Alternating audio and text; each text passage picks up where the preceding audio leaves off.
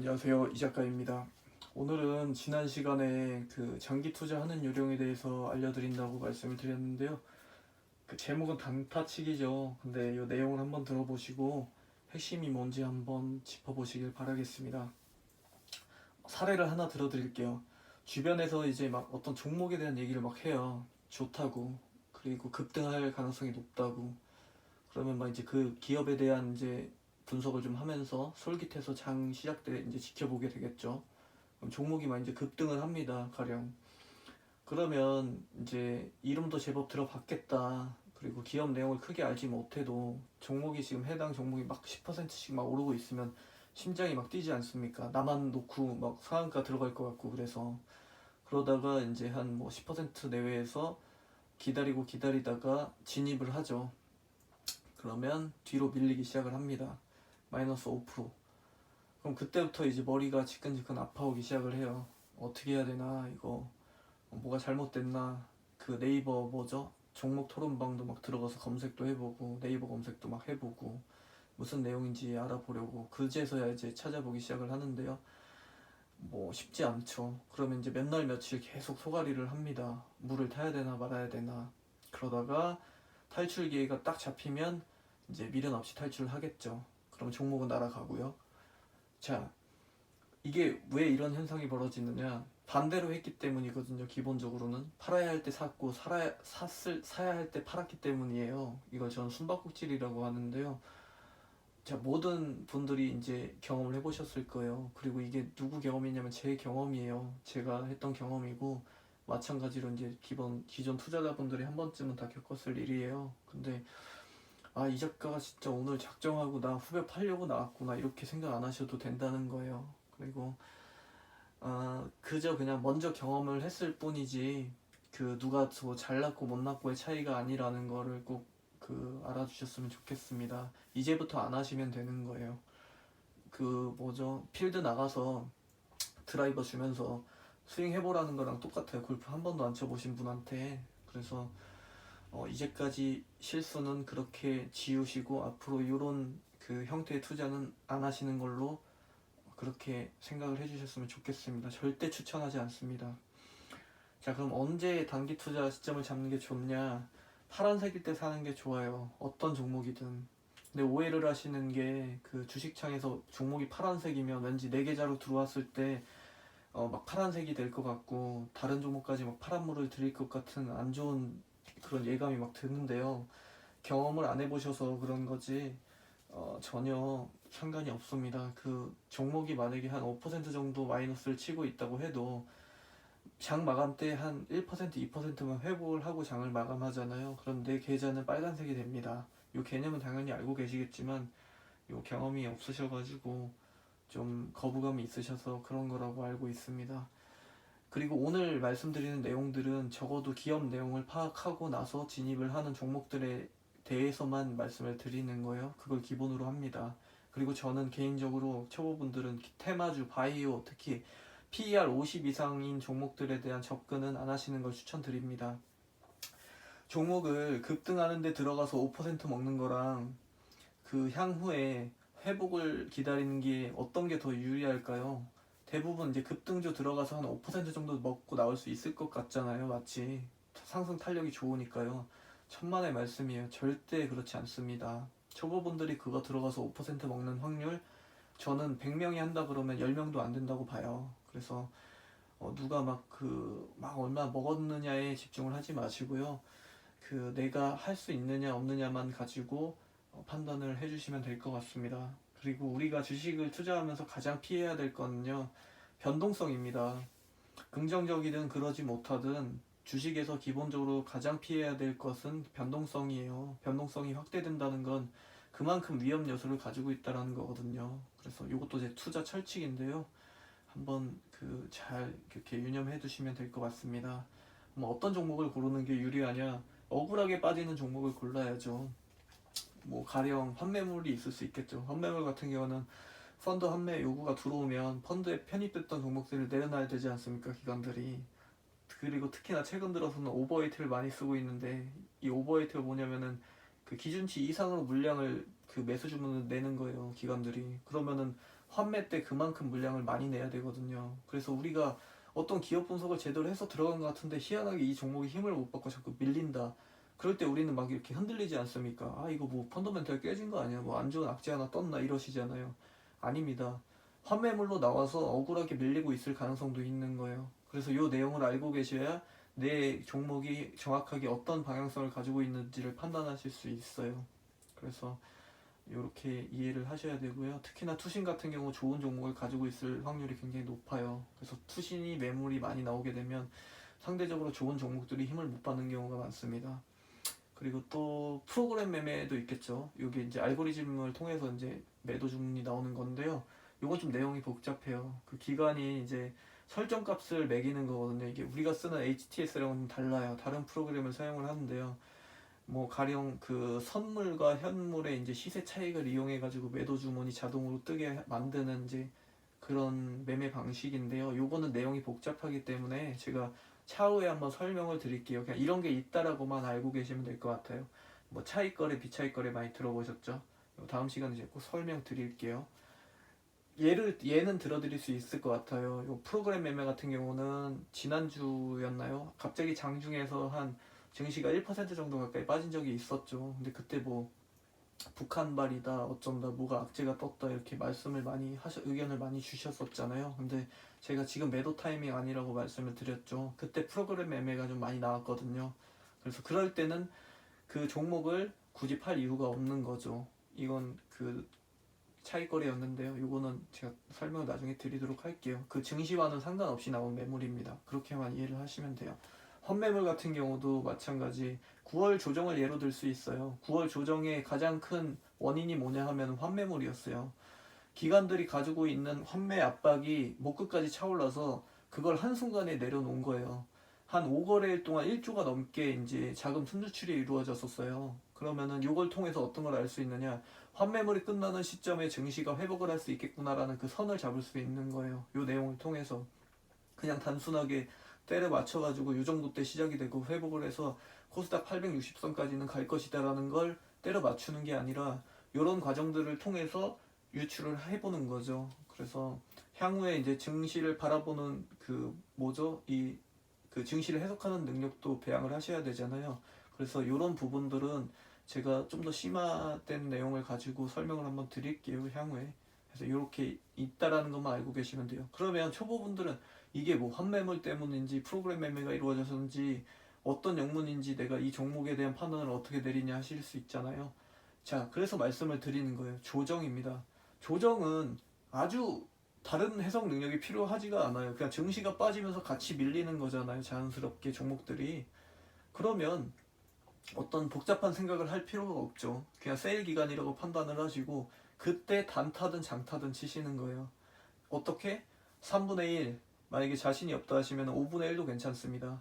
더 힘드시다고 더 초보분이라고 하시면 10분의 1도 좋아요. 이 10분의 1이라는 건 가령 내가 어떤 종목 A라는 종목을 100주 산다 그러면 10주씩 나눠서 10번 사시는 거예요. 언제? 지수가 뒤로 밀릴 때마다.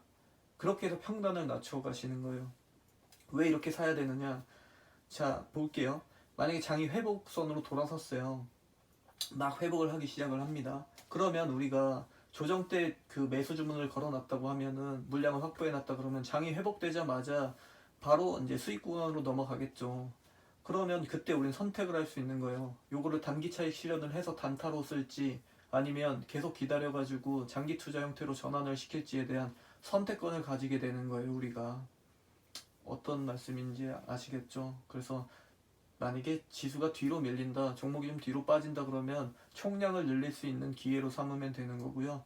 만약에 앞으로 회복을 한다 그러면 단기 투자 차익 실현을 할지 아니면 장기 투자 종목으로 던져 놓을지에 대한 선택을 할 수 있게 되는 거죠. 요거 딱 한 번만 느껴보시면 돼요. 요게 분할 매수 요령이거든요. 그러면 아, 왜 사람들이 분할 매수를 하라고 했구나라는 내용을 요 경험을 한 번만 해보시면 알게 됩니다. 그래서 그 정도로 그냥 이해를 하시면 되고요. 이제 핵심이라고 한다면 그거죠. 그 상방이든 하방이든 지수가 어느 방향으로 움직이든 간에 우리가 선택권을 가질 수 있게 되는 거. 이게 단기 투자의 핵심 그리고 장기 투자의 시작점이라고 보시면 됩니다. 자, 그럼 분할 매도하는 요령도 알려드릴게요. 만약에 100주를 쥐고 있는데 회복이 시작이 됐습니다. 그럼 나는 단기 차익을 실현하겠다 그러면 그냥 한 번에 그냥 단기 차익 실현을 하셔도 되고요. 만약에 요거를 내가 좀 재료를 지켜보면서 장기 투자 종목으로 전환을 시킬지에 대한 고민을 좀 더 길게 가져가겠다 하시면요. 만약에 100주 가지고 계시면 한 30주씩 파시는 거예요. 그래서 30주씩 매도 주문을 내셔가지고 정리를 하다가 한 3번 걸쳐서 하신 다음에 나머지 한 그 10% 정도는 그냥 길게 낚시한다는 개념으로 던져두시는 거죠. 그래서 그 종목 같은 경우는 장기 투자로 그렇게 전환을 시키는 방법도 있어요. 이미 그 차익 실현을 다 했기 때문에 부담이 덜 하죠. 그래서 그 빠져나온 양만큼 그 사이에 다른 기업 더 빠졌던 종목에 대해서 다시 신규 투자를 이어가시는 거죠. 제가 쓰는 방식이에요. 보통 요게. 그래서 요게 이제 제가 가지고 있는 기본 매매 요령이기도 합니다.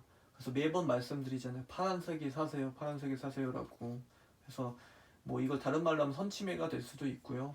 그 긴 과정을 그냥 짧게 표현한 거예요. 근데 말을 괜히 어렵게 해가지고 이제 진입자분들 입장에서는 그 개념은 아는데 실행은 못 하시는 거죠. 그 보통 이제 학교 다닐 때 있잖아요. 1등을 만약에 따라잡겠다 그러면 그 친구가 하는 공부 시간 그리고 뒤로 무슨 다른 과외는 받고 있지 않는지 참고서 뭘 쓰는지 생활 습관은 어떤지 뭐 가령 걔가 한 14시간을 공부한다 그러면 잠을 줄여서라도 그 친구보다는 더 공부를 해야 되잖아요. 그래야 1등 할 수 있는 거잖아요. 아닌가요? 제 개념은 기본적으로 사람은 능력치는 같다고 보기 때문에 누군가보다 뭔가를 잘하려고 그러면 그 더 많은 시간을 투자해야 된다는 게 제 기본 개념이거든요. 근데 주식시장은 접근 방식이 달라요. 그 앞서서 이제 돈과 시간을 들였던 우리 그 먼저 경험하신 분들의 잘못된 습관만 피해가면 되는 거예요. 그게 가장 빠른 길입니다. 그분들하고 비슷한 그 수준에 이르는 가장 간단하고 빠른 요령이다. 이렇게 알고 계시면 돼요. 근데 잘 가르쳐 주진 않죠. 왜? 초보들이 물량을 팍팍 내주고 조정당태 무서워하면서 물량을 내줘야 저가 매수 찬스도 더 쉽게 오고 그렇기도 하고 뭐 급등주 따라 들어가서 좀 물려줘라. 그래야 내가 단기 차익 실현을 할 수 있으니까 차트 보고 잡아. 좋은 재료야. 또 뭐 있죠? TV에서는 200% 300% 급등하기 직전입니다. 뭐 막차 타기 직전이니까 빨리 들어오십시오 하면서 무슨 홈쇼핑 광고하듯이 그렇게 광고하시잖아요. 말도 안 되는 거죠, 이거는. 그래서 개인적으로 좀 안타깝게 보고 있습니다. 굉장히 잘못된 거예요. 현물 시장은요, 모두가 같이 잘 될 수 있는 구조를 가지고 있어요. 굳이 그렇게 할 필요가 없습니다. 제가 가장 우려하는 부분도 이런 부분이에요. 3월부터 이제 시작된 유동성 돈잔치가 시작이 되면서 그에 맞춰서 들어오신 신규 투자자분들이 아직 모르는 내용들이 많아요. 언제까지 계속 잘 될 거라는 생각을 보통 가지고 계시거든요. 왜? 자고 일어나면 그냥 시세를 다 줬어요. 그때는 유동성 장세 때는 그런 역사가 없었거든요. 기존에는. 근데 그거에 이제 익숙해지셨던 분들은 희망을 계속해서 갖고 계신 거예요. 어떤 종목이 물렸을 때 시간을 들이면 무조건 회복할 거라는 그 희망요. 근데 안 그렇거든요. 절대로.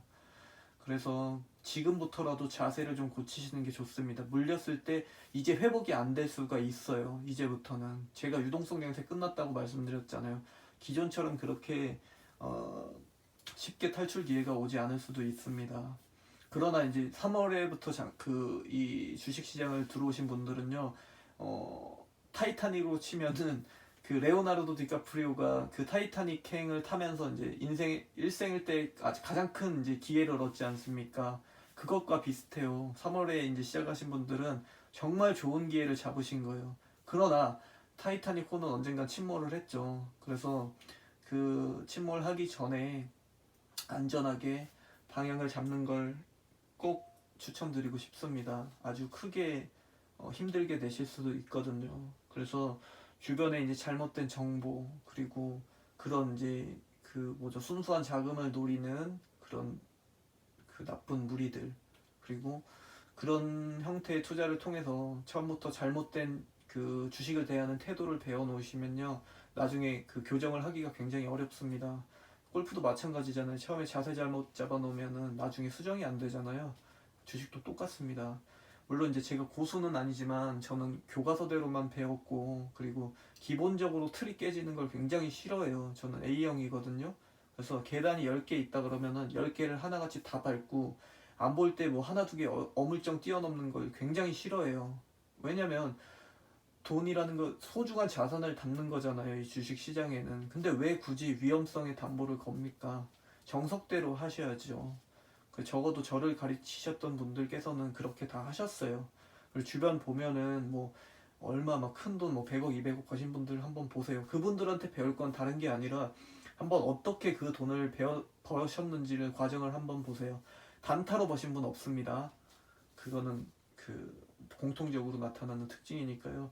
그 어떻게 버셨는지를 꼭 지켜보시길 바라겠습니다. 우리가 배워야 할 건 그거예요. 그리고 저는 열의 아홉이 아니라고 하는 걸 비상식이라고 생각을 합니다. 그러나 주식시장은 달라요. 열의 아홉이 좋다고 해도 한 명이 싫다 아니라고 하면 그 말도 들어봐야 되는 거예요. 주식시장에서는 타당성을 그 양쪽으로 다 따져봐야 됩니다. 좀 다르죠, 성격이. 그리고 저는 지금 현재 장기 투자와 단기 투자의 갈림길에 또 한 종목을 세웠어요. 뭐 지난 영상에서 말씀드렸지만 시젠인데요. 이거 제가 추천드리면서 같이 들어갔던 종목이거든요. 그래서 이 종목을 제가 어떻게 진입을 했느냐에 대한 과정을 간략하게 좀 설명을 드릴게요. 제가 지난 글에서 한번 적어드린 바 있어요. 거시경제 분석, 그리고 산업 분석, 기업 분석, 차트 분석 순으로 역순으로 진행을 해야만 안정성을 보장받을 수 있다라고 말씀을 드렸잖아요. 기본 종목을 그 진입하는 요령이에요. 이게 요령이자 과정이죠. 자, 시젠을 예로 들어볼게요. 거시경제 분석. 전체 시장이 어려워요. 미국도 마찬가지, 유럽도 마찬가지, 중국, 일본까지. 중국 같은 경우는 뭐 지방정부부채가 엄청 쌓였다고 말씀드렸잖아요. 우리나라 같은 경우도 가계부채가 엄청나요.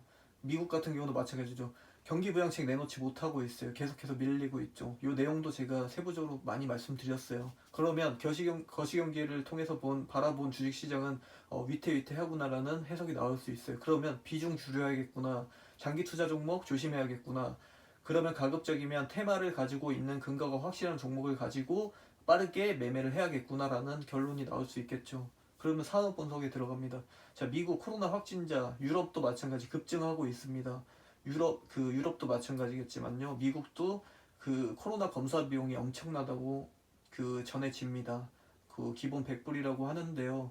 일부 텍사스주 같은 경우는 뭐 700불이 청구된 경험도 있다고 하네요. 그래서 이런 이제 내용들을 토대로 코로나19 관련주들이 탄력을 받을 수 있겠구나라는 걸 유추할 수 있겠죠. 그럼 그 다음 기업 분석에 들어가는 거예요. 코로나19 관련주들 가운데서 2분기 때 실적이 좋았던 순으로 쫙 내려놓고 보는 거예요.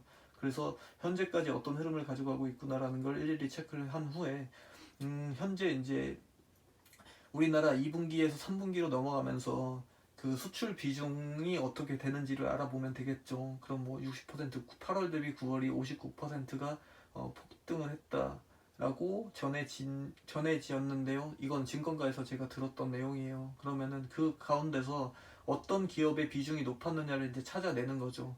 시젠으로 나왔어요. 그러면 이제 시젠 주담과도 통화를 해보는 거죠. 지금 상황이 어떻습니까? 그리고 기업 분석도 하는 거예요. 그리고 주변의 전문가들 그 의견도 들어보는 거죠. 그래서 주담을 통해서 11월 둘째 주에 이제 실적 발표가 납니다라고 얘기를 듣고 그러면 9월 정도에 진입을 해서 선침해를 해둬야 되겠구나라는 분석이 나오는 거죠. 그 마지막 진입 단계 직전에 차트 분석을 들어가는 거예요. 기술적 분석을. 추세선 그어놓고 지지저항 체크하고 생명선이 어느 정도인지 한번 보는 거예요. 그리고 저점이 어딘지 5일선 이탈 안 하면 이 정도 선이면 들어가서 쭉 가져가면 되겠구나 하는 결론을 마지막에 내는 거예요. 처음부터 내고 들어가는 게 아니고요. 그래서 현재 지금 투자 기간이 한 5일에서 일주일이 되지 않아요. 근데 13.58%입니다. 수익. 그러면 여기서 저는 이제 장기 투자로 가져갈 수도 있고 단기 차익 실현을 할 수도 있는 거예요. 이거는 기업 분석에 대한 내용을 토대로 제가 결정을 하겠죠, 향후에. 그래서 30%씩 비중을 줄여놓고 좀 전에 설명드렸듯이 10%만 장기 투자 계좌로 넘길 수도 있는 거고요. 아니면 비중을 좀 더 높여서 가져갈 수도 있는 거죠. 그거는 향후에 이제 산업 분석을 통해서 제가 결정을 하는 거죠. 자, 시젠을 들어갔을 때 그 과정들을 한번 보시고요. 제가 그 영상 처음에 설명드렸던 제가 초보 때 했던 그 급등주 따라잡기와 지금 이 시젠 들어갔을 이 과정을 두 개를 같이 놓고 한번 비교 한번 해보세요. 어떻습니까? 어떻게 들어가야 되는지 감이 잡히시죠? 어떤 게 어떻게 잘못됐는지에 대한 판단을 여기서 한번 내려보시면 될 것 같아요. 그래서 향후에는 그 투자자분들이 누군가 이제 이 기업 어때요 하고 물어봤을 때 아 뭐 이 기업이 뭐 그 5일선이 어떻고 21선이 어떻고 차트를 가지고 얘기하지 마시고요. 거시경제, 산업분석, 기업분석 그리고 그 후에 차트 기술적 분석을 통해서 아 이 기업은 2만 원 정도가 적정 주가인데요. 17,000원이 바닥이라고 보시면 될 것 같아요. 그러면 18,000원 선만 들어가셔도 최초 진입 시점으로 잡고 3분의 1씩 들어가시면 될 것 같습니다. 단기 투자, 장기 투자는 비율대로 결정하시면 돼요. 라고 할 수 있는 기업을 한 가지만 만드시길 바라겠습니다. 그런 기업이 한 가지만 가지고 계시면요. 이제 투자를 시작하신다고 말씀을 하실 수 있는 거예요. 향후에 그런 식으로 시작을 하셔가지고요. 그런 기업을 총 3가지를 만들 수 있으시면 성공을 하시는 거예요. 그러면 그걸 통해서 장기 투자 계좌를 만드십시오. 그래서 장기 투자 비중을 최대한 높이셔가지고요. 장기 투자 계좌로 전환을 시킨 나머지 돈 가지고 그때부터는 이제 편안하게 뭐 스윙을 하시든 기존에 하시는 급등주 따라잡기 놀이를 하시든 하셔도 되는 거예요. 마음 편하게. 그러나 저는 그 10%조차도 그런 식으로 투자를 하지는 않습니다. 뭐 그거는 각자의 판단에 맞춰서 하시면 될 것 같고요. 이 소중한 자산을 최대한 저는 안전하게 담아두시는 걸 추천을 드리고 싶습니다. 왜냐하면 유동성 장세가 끝났거든요. 그래서 향후에 제가 기본적인 기업 이제 밸류에이션 내는 법 그리고 기업 사업 보고서 핵심만 요약해서 빠르게 보는 방법 그리고 거시경제 산업 분석, 기업 분석, 차트 분석하는 방법 특히 차트는 제가 1분 안에 이 차트가 깨진 건지 안 깨진 건지만 간략하게 볼 수 있는 방법 그리고 또 뭐 있을까요? 선물 옵션 궁금하시죠? 요거 선물 옵션 해석하고 장 방향 예측하는 방법 그리고 아까 이제 기존에 말씀드렸던 프로그램 매매 차익거래 비차익거래가 가져다주는 증시의 영향 그리고 외국인 기관의 동향을 체크하는 방법 요거까지 알려드릴게요. 향후에 그리고 만약에 시간이 더 난다 그러면 사실 저는 차트 전문가거든요. 차트를 굉장히 좋아해요. 근데 제가 왜 장기 투자자가 됐느냐에 대한 배경까지 요거까지 제가 언젠가 시간이 되면 영상으로 한번 촬영을 해드리도록 하겠습니다. 이게 이제 오늘 지난 영상 그 조정장 필수 대응 요령으로 촬영 드렸던 그 영상하고 요 오늘 영상이 제가 가진 기본 매매의 틀입니다. 요 2가지만 알고 계시면 돼요. 그래서 나머지는 굳이 저한테 안 배우셔도 괜찮아요. 기본 개념들에 대한 내용들이니까요. 그런 거는 저보다 더 훌륭하신 분들, 다른 분들의 영상을 통해서 익히셔도 괜찮습니다. 그래서 여기까지만 마무리하려고 하고요. 부디 제 그 의미 없이 지나갔던 시간 그리고 잃어버린 소중한 자산들과 좀 같은 전철을 되풀이하지 않으시길 바라겠습니다. 그리고 개인 영상 그 구독해 주시는 분들 그리고 카페 활동하고 계신 분들을 정말 아낍니다. 그래서 끝까지 응원하고 좀 좋은 투자 방향을 설정하실 수 있도록 제가 열심히 도와드리도록 하겠습니다. 긴 영상 이렇게 봐주셔서 너무 감사하고 따뜻하신 분들 많이 계셔가지고 요즘 너무 즐거운데요. 같이 또 월요일 장을 잘 공략을 해보도록 하겠습니다. 감사합니다.